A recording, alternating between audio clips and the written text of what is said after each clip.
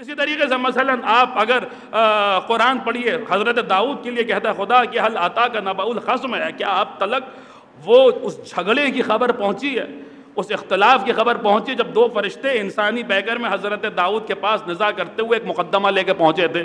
یعنی داؤد کا امتحان ان دو فرشتوں کے ذریعے لیا گیا جو انسانی پیکر میں پہنچ، میرے خیال سے اتنی آیات کافی ہیں۔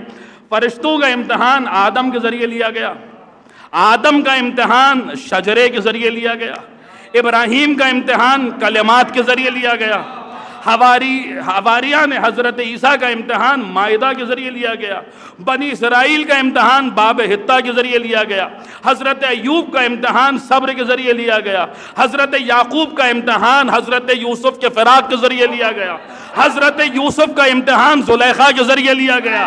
پڑھیے قرآن میں آپ کو ملے گا امتحانات ہی امتحان ہیں۔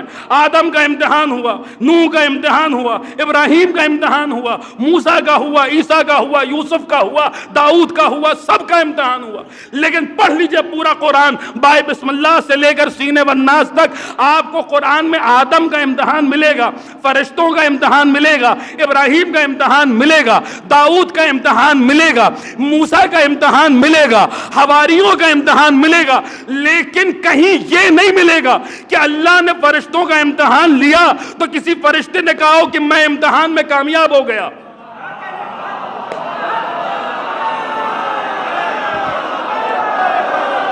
سنیے بہت توجہ، فرشتوں کا امتحان لیا گیا مگر کسی فرشتے نے نہیں کہا میں کامیاب ہو گیا۔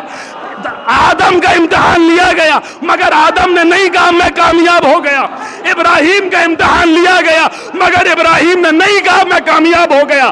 داؤد کا امتحان لیا گیا مگر داؤد نے نہیں کہا میں کامیاب ہو گیا۔ بنی اسرائیل کا امتحان لیا گیا مگر بنی اسرائیل نے نہیں کہا ہم کامیاب ہو گئے۔ لشکر طالوت کا امتحان لیا گیا مگر طالوت کے لشکر نے نہیں کہا کہ ہم کامیاب ہو گئے۔ حواریہ نے حضرت عیسیٰ کا امتحان لیا گیا مگر عیسیٰ نے نہیں کہا کہ ہم کامیاب ہو گئے۔ ارے قربان ہو جائیے اس علی پر، اس بھری کائنات میں صرف میرا مولا ہے جس کی آواز گونجی فرصتوں ورب الکعبہ، رب کعبہ کی قسم علی کامیاب ہو گیا۔ چلیے بارگاہ مولا میں، مولا ان میں سے کسی نے اپنی کامیابی کا اعلان نہیں کیا، آپ اپنی کامیابی کا اعلان کیوں کر رہے ہیں؟ جواب ملا ارے تم ہماری کامیابی میں تعجب کر رہے ہو، حدیث قصہ پڑھو۔